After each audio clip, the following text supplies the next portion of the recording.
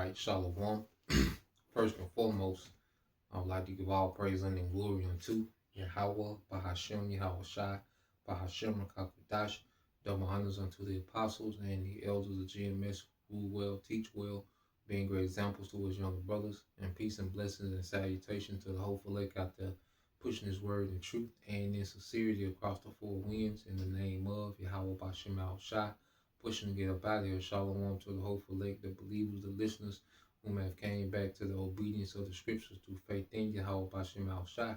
All right. And what I want to get into today, some reading I was doing in the book of Proverbs. All right. Reading out of the Living Bible, paraphrase. Okay. And a few things, came in my spirit as I'm reading Proverbs 28. Okay. And when you jump down, to verse 2, it says, where there is moral rot within a nation, its government topples easily. But with honest, sensible leaders, there is stability. Okay? Read it again. When there is moral rot within a nation, its government topples easily. But with honest, sensible leaders, there is stability. Okay? And what we see now, is a rulership, of corruption. All right, and this is why the Lord is getting ready to topple, this current rulership. Okay, it's immoral, it's wicked, it's injustice, it's dysfunction, confusion. Okay, and that's why it's so much, as you can see, you know, there's no vision. Okay, amongst this society. You look at American society, there's no vision. You know, uh, no one can really tell you, okay, which way the country is going. Okay, things only get worse. Things only get more violent. All right, so Esau has created an atmosphere, okay, where his own government can topple easy. And see, Esau uses this method against other nations. When other nations have, integrity and honest leaders, well, he goes in and brings in, immorality. He brings in, confusion, civil unrest, and it makes it easy for him, to do regime change. Well, the Lord is doing this to this devil on a major level, okay, on a major scale, to where this devil is so incorrupted. I mean, he's so corrupt, and he has his own infight amongst themselves, all right, because even the least don't agree, okay, and it's making it easy, for his government to be toppled, all right, and then the kingdom is going to be a eternal rulership of sensible leaders, okay, honest leaders. Even when you go to Isaiah 32, all right, this is the book of Isaiah chapter 32,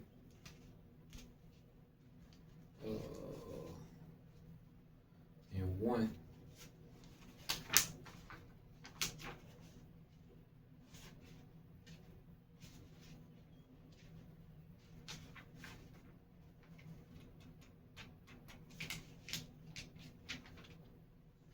All right, this is the book of Isaiah chapter 32 and verse 1. It says, look, a righteous king is coming with honest princes. Okay, Isaiah 32 and 1. All right, in the Living Paraphrase Bible. Look, a righteous king is coming with honest princes. He will shelter Israel from the storm and wind. So a righteous king is coming, Yahweh Shai, and say he's coming with honest princes, because the government that Yahweh Shai is going to set up, okay, with his joint heirs, which is Lord willing, we endure, we could be a part of the number, those first fruits that's going to be joint heirs with Yahweh Shai, those honest princes, man. Okay, and what does this represent? Stability. Okay, because you read Proverbs 28 and 2 again, it says, where there is moral rot within a nation, its government topples easily. But with honest, sensible leaders, there is stability. And our kingdom is going to be a kingdom of stability forever, because it's going to be ruled by honest, all right, princes, honest rulers, man. Beginning with Yahweh Shai. Okay, so reading on in the book of Proverbs 23, okay, and 4, it says, to complain about the law is to praise wickedness, To obey the law is to fight evil. So if you have a problem with the standard of the scriptures, okay, by default, you forward wickedness. You agree with wickedness, man. Okay, because the law, all right, and the wisdom of the scriptures is all about forwarding righteousness in the earth. It's all about righteous judgment going forth. Okay, but we live in a society, where Esau has warped, the minds of the masses to believe that the Bible is oppressive, the Bible is tyrannical. Okay, the Bible, is outdated. Okay, and that this man has brought a new way. Okay, that's fair for everyone when it's the complete opposite, man. Okay, because within righteousness, there's liberty. Okay, within righteousness, there's peace. But our people, this society as a whole, especially our people, they complain about the righteous standards of the scriptures, all right, and by default they're helped forward in evil. You go back to feminism. Okay, they complain that feminism, all right, it goes back to Satanism because it's rebelling against the order that the Lord set up from the beginning. Okay, so a woman that has a feminist mindset by default, she's in pure rebellion against righteousness, man. Okay, and we see what it has led to. Okay, if you have a man that's under the vibration of being a nigga, okay, nigga culture, okay, no integrity, no honor, rampant adultery, robbery, murder, okay, well, that way of thinking puts them in it puts them as an enemy to the Most High. Because you read it again, it says, Proverbs 28:4, it says, to complain about the law is to praise wickedness, man. Okay? So that's why the scriptures don't deal with gray areas, no in between. Okay? It's either wicked or it's righteous, man. And our people that complain about, like you say, you see on TikTok and all these social medias that there's a major complaint going about, even if you want to try to defend the so-called white man, well, you're aiding wickedness, man. The scriptures go into this man and explains why the judgment is coming to this man and why eventually he has to be eradicated out the earth. Okay? But our people don't understand righteous judgment. Okay? Esau has, manipulated people to think with emotions, impulsiveness, okay, and from a place of confusion. You see? People not knowing who they are, they not understanding who this devil is, okay? They not understanding how the Most High thinks and operates. So our people, they make decisions from a place of pure confusion. And that's why it only gets worse. Okay? So to read again, it said to complain about the law is to praise wickedness. To obey the law is to fight evil. And this is why our conduct and what we believe, is an insult to this man and his kingdom. Okay? Matter of fact, let me grab this. Okay? When you go to Wisdom of Solomon chapter 2, so just the mere fact, that we, are becoming obedient to our power, that Esau looks at this as a threat, as an insult to his wicked empire. Okay? That's why, people are offended, can be offended at your conduct. You don't even have to say anything, offensive to them. People can be offended, at your conduct. Okay? Because a righteous conduct offends wickedness, man. Okay? When you go to Wisdom of Solomon chapter 2, okay? It's the book of Wisdom of Solomon chapter 2. All right, in verse, I started at 13, went into this the other day. It says, he professes to have the knowledge of the Most High, and he called himself the child of the Lord.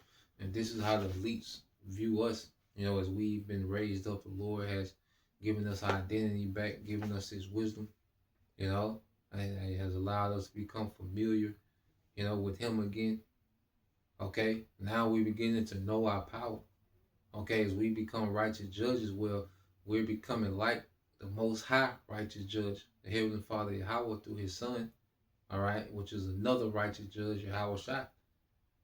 Okay, and as we becoming those righteous judges, man, our conduct condemns this society. Our viewpoints, our talking points, our belief, it condemns this society, man. Okay, and it says he was made to reprove our thoughts, you know. So he was created, all right, to reprove this devil, man. You know, to teach our people and to reprove this devil, man. This is why we here. Okay, this is why we was created. This is why we was born in this time, in this era, just to do this. This is our purpose. Okay, everything else is obsolete, man. This is our purpose, man. Okay, and it says, verse 15 says, he is grievous unto us even to behold, for his life is not like other men's, his ways are of another fashion. Yeah, it said he is grievous for us to even to behold. Okay, as you know that our conduct, our manner, okay, and how we are is is vexing. You know, righteousness is vexing to wickedness, just as wickedness is a vexation to righteousness, man. Okay, and it said his life is not like other men because he knows that we're not operating off the enchantments that he's put out. You see, we're not operating off, you know, the Babylonian, the wine. Okay, we're not drunken anymore. We sobered up in righteousness, man. Okay, we have that clarity. So he sees this and he's not operating, you know, off one of my enchantments. He's not, you know, subjugated to this and that. He's not chasing this and no, he's different. He's moving different. And it's grievous to this devil, man. Okay? Reading on, and it says, we are esteemed of him as counterfeits. He abstained from our ways as from filthiness.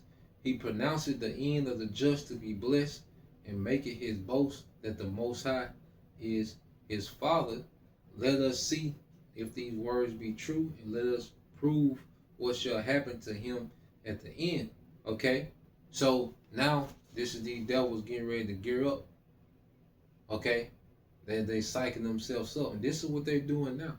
They're hyping themselves up to come against the prophets. They're trying to figure out some way, okay, that they can come against, you know, the ministry, man. Okay? Because righteousness offends this man. In the New World Order, Esau don't want a trace of righteousness in the earth. Okay? He wants complete satanic rebellion, disorder, lewdness, Sodom and Gomorrah, just some wild out, freaked out, you know, demonic, you know, type society, man. And this is what things are trending in this man's society. And this is why the Lord is going to step in and intervene. Okay, just like the time of get that, the time of Enoch. Okay, which I believe that's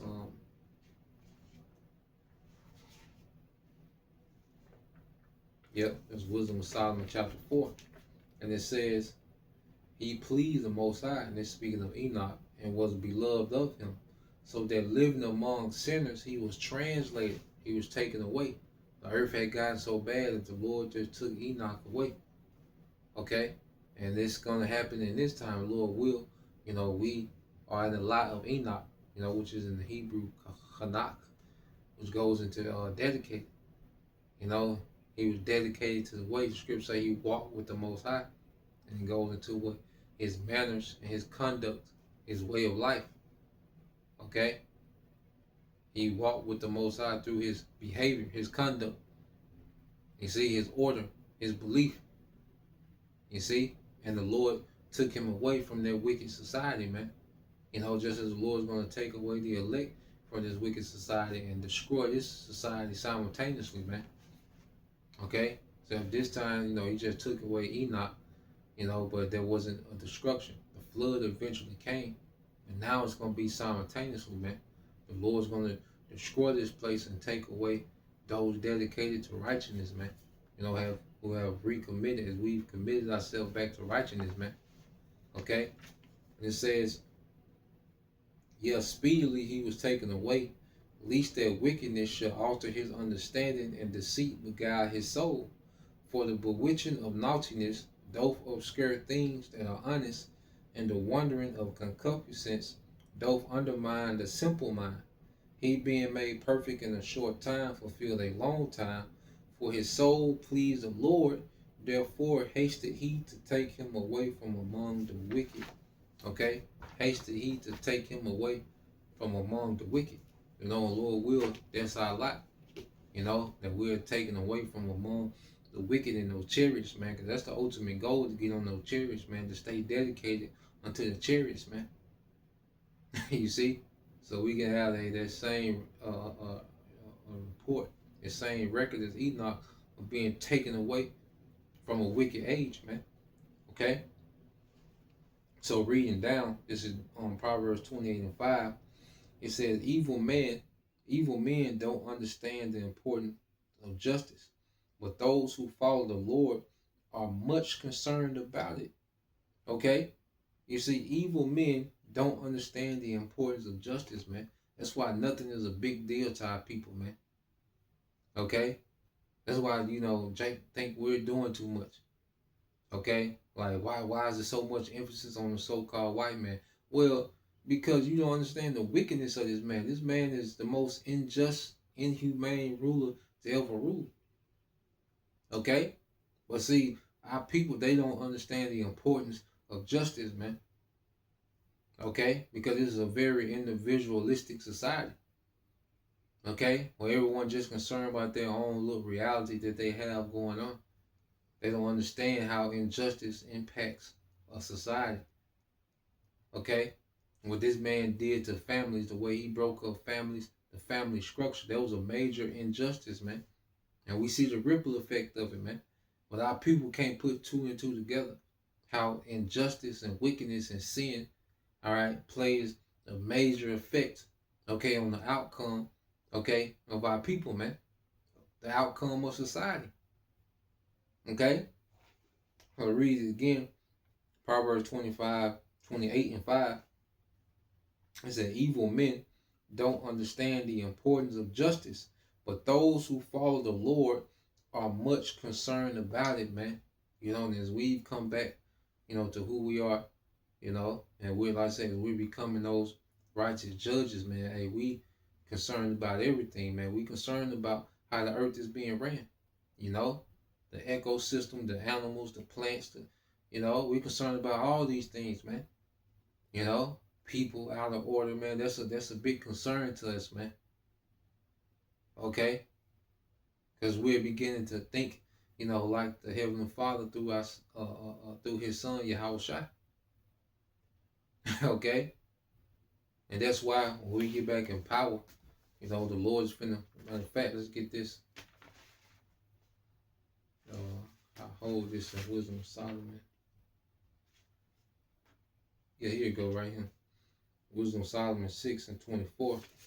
It says, but the multitude of the wise is the welfare of the world, and a wise king is the upholding of his people. Okay? So the Lord is going to establish a government, a wise government, okay? The men of Israel, 12,000 men from each tribe headed by Yahushua, okay? And those men, okay, are going to be for the welfare of the earth. Even that 1,000 years of rigorous captivity, well, that's going to benefit the earth forever, because it's going to push out, it's going to break up that wickedness, that wickedness that was instilled by Esau Edom is going to be broken up in that 1,000 years. The nation's not going to be perfect. They're still going to have, certain flaws that will have to be judged, but it'll be nothing like it is now. Okay? It'll be nowhere near like it is now. Okay? So the Lord's ushering in a righteous kingdom that's going to be for the welfare of the earth and the upholding of the people. Okay? So this is what we're seeing, happening and transpire real time, man. Wickedness, all right, is waning, and righteousness is waxing, which means it's growing. Okay? So that was the point, just wanted to get into that. Lord will, you brothers, all right, and you sisters edified. Till next time I say shalom. Kwame Yashala, Baba, Shalom.